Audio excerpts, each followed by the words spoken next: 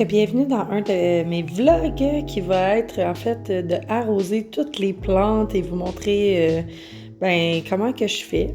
Aujourd'hui, c'est une journée un petit peu plus nuageuse, comme vous allez pouvoir remarquer. C'est la première fois que je fais du voix off. Je suis pas très habituée à ça, mais quand même, c'était vraiment une belle journée aujourd'hui, même si c'était un peu plus nuageux. Là, je vais vérifier chacune de mes plantes, en fait, de savoir si le terreau est sec, puis je vais les placer de côté, ceux que j'ai vraiment que je sens qu'ils ont besoin d'être arrosés aujourd'hui. Souvent, le terreau devient plus sec plus qu'ils sont hautes, dans le fond, sur les étagères, parce que la chaleur, elle monte des calorifères, fait que c'est pour ça que les dernières que je vais vérifier, c'est souvent celles du bas. Ici, c'est mon anthurium, ma petite bébé anthurium clanivernium que je trouve vraiment trop mignonne. Elle est vraiment trop cute. Elle avait un petit pot. On va toutes les placer, en fait, dans... Je vais toutes les placer dans le lavabo. Moi puis le on a un problème de conjugaison. Celle-là, c'est ma préférée.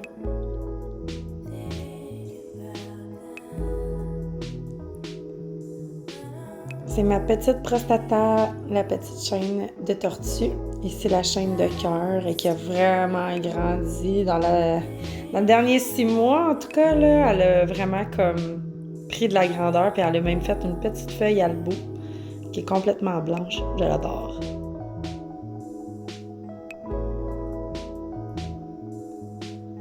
Et c'est la maman clanivernium. J'ai failli la perdre, elle, en plus. Je l'avais trop arrosée, puis toutes les nervures étaient devenues bondées d'eau. J'ai réussi à la rattraper, j'ai changé le substrat. Puis là, on a encore ma belle Maranta variée. On va y aller pour un varié, c'est moins compliqué. En fait, je prends tout le temps de checker la température de l'eau avant de me mettre à les arroser, juste pour m'assurer de ne pas en ébouillanter une. Puis j'arrose toujours le feuillage bien comme il faut. Ça l'aide de... Clairement, si jamais il devait avoir des indésirables, ou surtout pour les titraniques, je pense que j'en ai eu ma dose. Je pense que vous m'en avez assez entendu parler depuis quelques mois. Donc, vous allez voir comment je les arrose. C'est assez simple. J'y vais vraiment à l'œil. Je suis pas quelqu'un qui regarde avec une machine combien d'eau ou d'humidité qu'il y a dans la plante. Là, j'y vais vraiment, on va dire comme en bon québécois, au pif. Ça, c'est ma belle taille constellation que j'aime de tout mon cœur. Regardez comment c'est beau le feuillage quand ils sont comme tout trempés. Moi, j'adore ça avec les petites gouttelettes d'eau, là. Ça fait vraiment beau. J'aime ça. Ensuite, je vais rechercher mes pots, en fait. Si jamais vous voulez savoir un petit peu plus sur mes pots, c'est des pots que j'ai peinturés à la cacane la plupart, donc à l'arrêt au sol. C'est des pots qui étaient plus en mode design, comment je dirais bien ça, Noël. C'était rouge et or, puis moi, je les ai peinturés noir et blanc pour pouvoir aller avec ma décoration à la maison. Fait que là, présentement, je replace tout le monde dans leur pot, dans le fond, pour pouvoir aller les reporter dans l'étagère dans la chambre.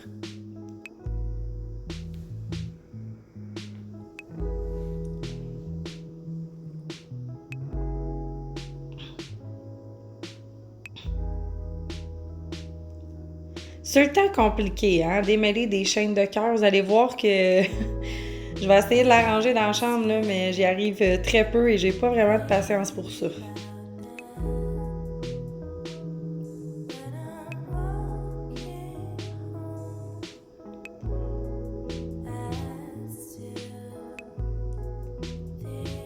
Je prends tout le temps la peine de bien replacer chacune de mes plantes. J'aime que le décor soit exactement comme je les positionne, fait que chaque plante a sa place d'une manière bien précise. Je suis un peu toquée là-dessus, moi, genre chaque chose a sa place et ça ne doit pas diverger en aucun temps. Ma belle Syngonium albo. Ça fait vraiment partie de mes préférés, ça, ces temps-ci. Les Syngonium albo, là, je sais pas pourquoi, j'ai vraiment un coup de cœur là-dessus. Là. Surtout qu'ils sont rendus abordables, ça vaut vraiment la peine. Là, on va aller chercher la taille constellation. Et voilà, 2 temps 3 mouvements, la petite anthurium et la taille constellation. La taille me fait pas ma main de feuille ces temps-ci, là. J'ai toujours espoir mais l'automne est vraiment arrivé...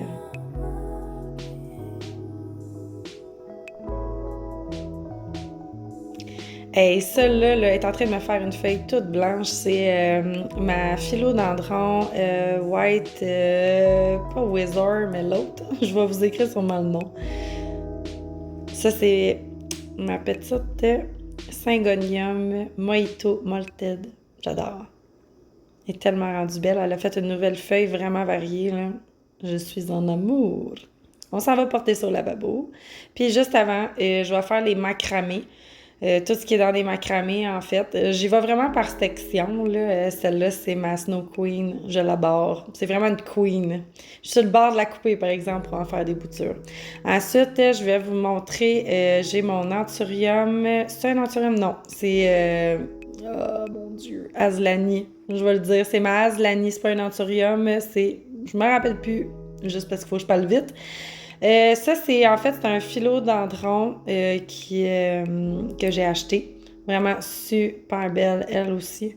Elle va avoir le même port que la philodendron Brésil. Celle-là, je vais vous écrire aussi le nom parce que ça m'échappe, on dirait. Je vais faire un rempotage. Je l'ai fait à l'accéléré parce que ça a vraiment comme pris du temps, là, tout enlever la mousse de sphinx là, pour pouvoir libérer les racines, mais elle était vraiment due pour un rempotage. Elle a dessus des belles racines blanches. Elle est vraiment en parfaite santé, là. Vraiment très belle. Ce qui la différencie, en fait, des autres, là, c'est qu'elle a une ligne silver au milieu. Elle fait aussi du crème. Là, c'est juste parce que j'ai le goût de le dire que je retrouve pas le nom, là, mais c'est vraiment une belle plante. J'adore.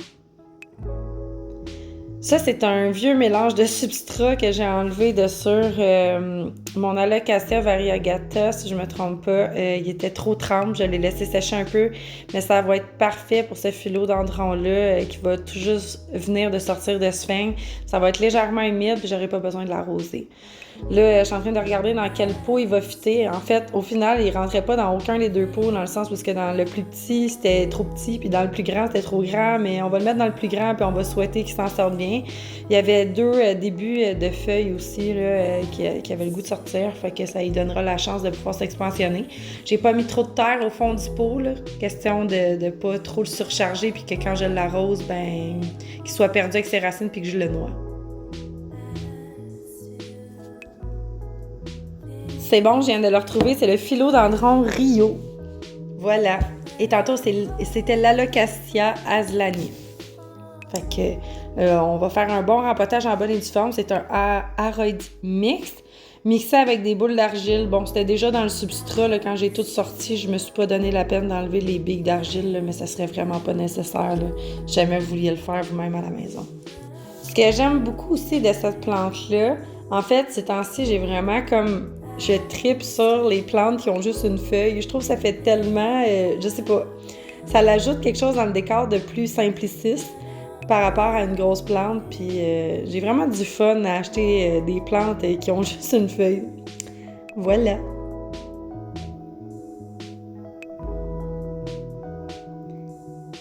Quand je tape le terreau, là, je le tape pas trop fort non plus. Je veux pas empêcher les racines de respirer. Là, c'est hyper important. Donc, je suis quand même assez délicate dans ce que je fais. C'est sûr qu'il y a quand même du mélange d'orchidées dedans qui aide vraiment à aérer les racines, mais je fais vraiment quand même attention. Là. Cette plante-là a quand même juste une feuille. Elle va être quand même très lousse dans son pot, fait que j'essaie de faire attention là, à ce niveau-là.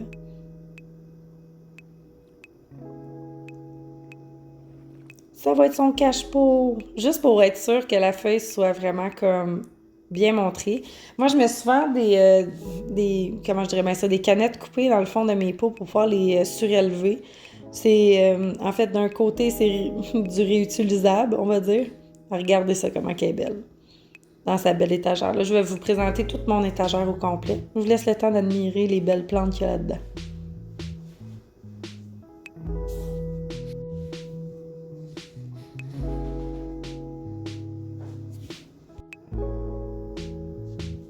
La splendide. Vous voyez ici, on a vu l'Exotica. Là, ça, c'est toute ma gang qui sont dans la serre de l'espace. Tout ramener ça pour se faire mouiller. Puis ma belle Albo qui me sort une nouvelle feuille qui semble vraiment être très blanche. Encore une fois, elle se donne toutes les chances de survie, hein, qu'on se le dise. Ça, c'est les boutures de chaîne de cœur que je suis en train de faire. C'est dans une espèce de rack, je sais pas comment dire ça, un boîtier à fromage que vous pouvez garder au frigidaire, mais c'était idéal pour pouvoir partir des boutures. On utilise ce qu'on a sous la main, hein. Ce que je vais faire, c'est juste la vaporiser légèrement là, parce que la mousse de sphaigne commençait à sécher un petit peu. Ça, c'est un bulbé d'Alocasia Fried Egg que j'ai récupéré de ma grosse Fried Egg quand je l'ai rempotée. Je la mets dans de la perlite. Honnêtement, je l'avais pas plantée du bon côté. Fait que that's my bad. Faut tout que je la replace. Mais honnêtement, elle s'est quand même bien développée. On voit que la feuille, elle avait essayé d'aller rejoindre la lumière, là, fait qu'elle avait fait une petite curve. Puis, en fait, comment que je procède, c'est que je la bassine une fois par semaine dans de l'eau, la perlite, pour aider les racines à aller chercher le plus d'humidité possible. Puis quand, dans le fond, les racines vont être rendues assez longues, je la bassinerai plus autant. Là, je mets vraiment le maximum d'eau. Là. Puis ça, c'est ma petite dernière, ma Syndapsis variegata. Je l'adore. Elle est tellement belle. Elle est très petite encore, mais sur le point de nous sortir une nouvelle feuille. Bon, elle est sur le bord de me sortir une nouvelle feuille. Je vais me rectifier tout le long du vidéo. C'est super le fun. En fait, tout ce que je fais, c'est la vaporiser. J'avais regardé, en plus, tantôt, j'avais pas vu de racines. Ouais. Mais c'était légèrement raciné puis c'était bien indiqué sur le site. Là, ce que je mets dans mon bain, en fait, ça va être mes plus grosses. Ceux qui rentrent pas dans le lavabo. Fait que pour commencer, moi y aller avec ma plus grosse de toute la gang, mon Alocasia Fried Egg que j'ai acheté cet été. Qui d'ailleurs, j'ai plus jamais revu de trips dessus. Ça, c'est... Comment dire? La joie, on adore. Ensuite, vous avez ma Calathea Trio Star qui est vraiment trop grosse puis que j'ai rempoté je sais plus combien de fois cet été. Et puis, mon Anthurium Crystallinium et Régal mixés ensemble qui va vraiment pas bien. Elle a vraiment pas le taux d'humidité souhaité. Regardez les gros spots bruns qu'elle me fait, là. Mais c'est pas grave. J'avais le goût de l'acheter, mais je l'ai pas acheté. Je mets aussi ma Lancifolia. C'est une Calathea. Hein?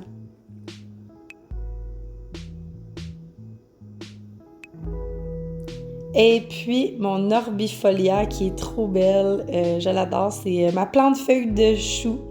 J'aime ça l'appeler comme ça. Dans le fond, je rince tout le feuillage, même l'Alocasia Fried Egg, avec directement l'eau de douche qui est tempérée, évidemment. Là, c'est pas de l'eau complètement gelée.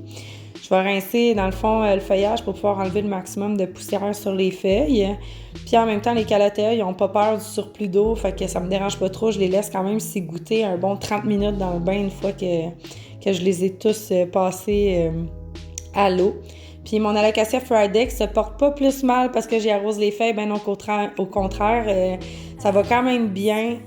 En fait, je fais ça plus pour éviter d'avoir des titraniques qu'autre chose, là, mais je sais que les Alocasia Fried Egg trippent pas sur l'eau, vu le feuillage qui est velvet, mais honnêtement, je préfère m'éviter des titraniques et avoir quelques petits dommages aux feuilles, ce qui n'est pas le cas pour l'instant, que de me battre avec des titrales.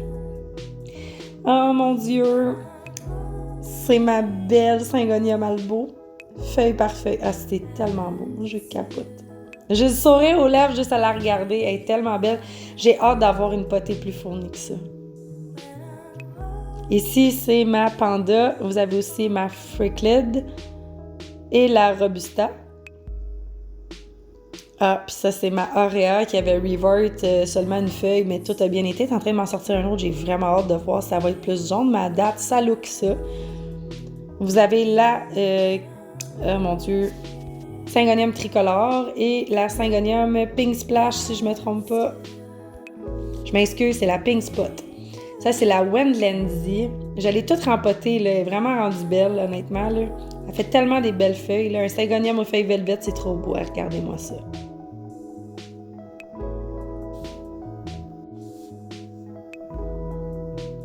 Ça, c'est la vie, hein? Puis là, ben, vous allez voir, j'arrose quand même assez rapidement les Syngoniums. Les Syngoniums, habituellement, aiment plus avoir le terreau sèche que beaucoup trop mouillé. Encore une fois, j'arrose beaucoup les feuilles. Ah, je pense que je suis traumatisée à la vie, là, de ces bébites-là.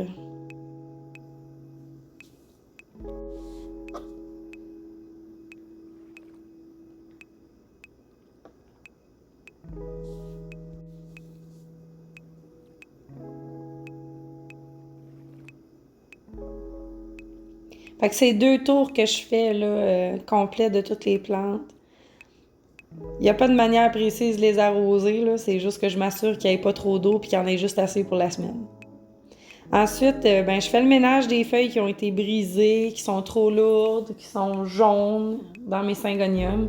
C'est important de les enlever parce que ça prend vraiment beaucoup trop d'énergie à la plante, puis surtout à ce temps-ci de l'année où est-ce que ça commence à être un peu plus difficile avec l'automne de faire des nouvelles feuilles, là.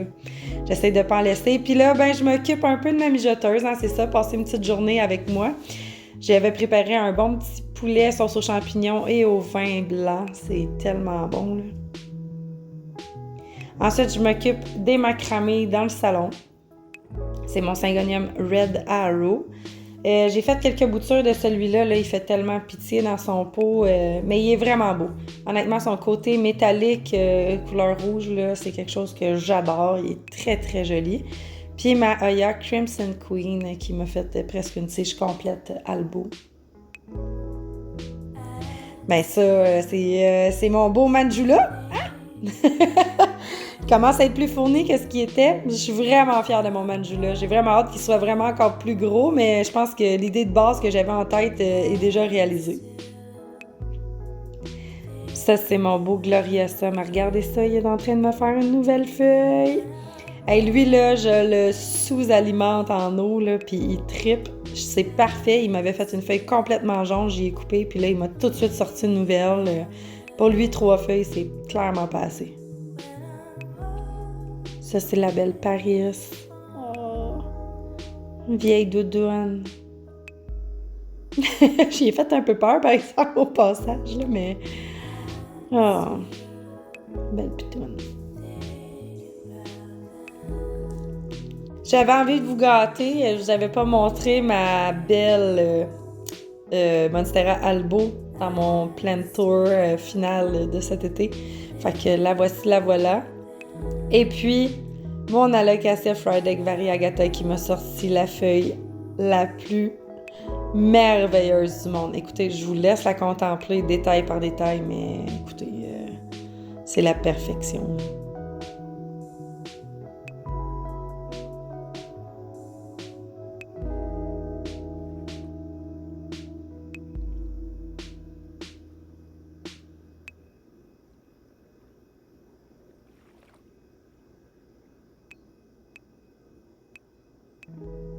C'est un blanc pur.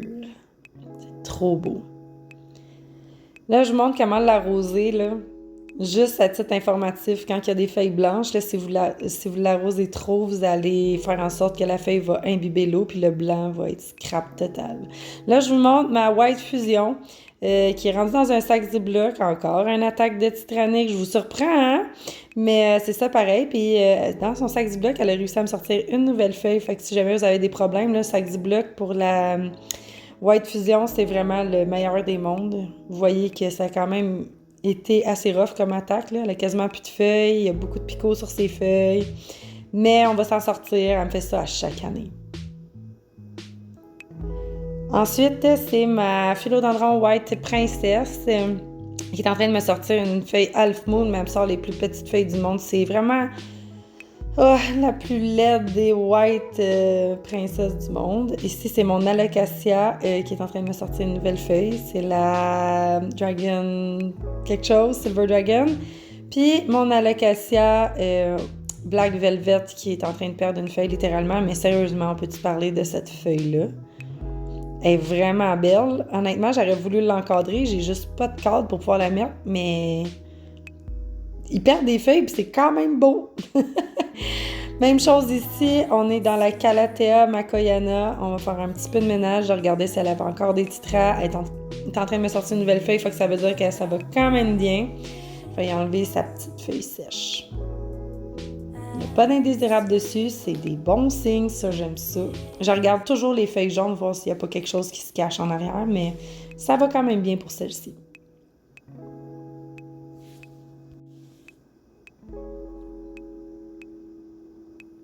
Et ça, c'est ma Calathea White Star qui se pogne aussi des titraniques. Fait que je rince ses feuilles au jet d'eau très très fort pour m'assurer que s'il y en a, qui partent avec le jet d'eau.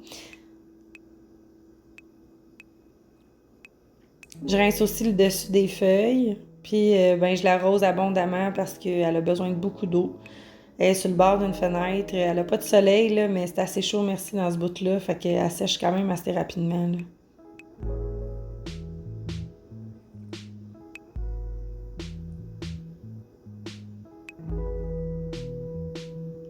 Ensuite, c'est la Calathea Leopardina, si je me trompe pas, qui me fait une fleur, mon Dieu, c'est pas une feuille, c'est une fleur, qui est vraiment trop belle, honnêtement, là, mais elle a commencé à friser certaines feuilles, fait que je l'ai vraiment beaucoup traité, cette plante-là, fait que je suis pas étonnée qu'elle me sorte des feuilles vraiment comme toutes de travers, mais ça reste une de mes préférées quand même. Ensuite, c'est le mélanochrysum de l'enfer qui est bourré de piqûres, bourré de miel. Finalement, j'ai trouvé la solution avec des abonnés. J'ai coupé tout ça. Vous verrez pas ça en live. Si vous me suivez sur Instagram, vous pouvez être à l'affût des dernières choses que je fais avec mes plantes, mais ça a tout été coupé, ça là. J'ai cru voir quelque chose dans les cataphiles d'inexplicable, et puis cette plante-là sera traitée dans un futur rapproché. Voyez les feuilles qu'elle me sort, c'est les feuilles vraiment les plus laides du monde. Fait que ça valait plus vraiment la peine que je continue avec elle dans l'évolution. Il fallait juste stopper la bébite invisible, genre le Spider-Man de cette plante. Donc ici, j'arrose mon pothos golden qui, ma foi, ne finit jamais de grandir. OK? Je suis trop impressed de cette plante qui, j'ai beau la couper, elle repart toujours de plus belle. Ah, je voulais aussi vous parler de ça. Ça, c'est mon philodendron Brazil qui avait une tige couleur lime. Je l'ai coupé afin de faire des tests, et puis la nouvelle feuille qui m'a sorti est aussi couleur lime. Est-ce que ça serait ça la bonne recette pour avoir un beau philodendron lemon lime? Je vous laisse en juger, mais j'ai l'impression que la couleur Brazil reviendra pas tout de suite. Puis là, ben, je finis avec un bon dîner. Vous avez passé une belle avant-midi avec moi. Puis j'espère que vous avez aimé le vidéo, tabarouette. Bon, j'ai l'air un peu plate dans ce bout de vidéo, mais quand même. Fait que ben, si jamais vous avez aimé, je vous invite à liker la vidéo, activer la cloche de notification et vous abonner si ce n'est pas déjà fait. Là-dessus, je vous souhaite une belle semaine. Bye, là-dessus.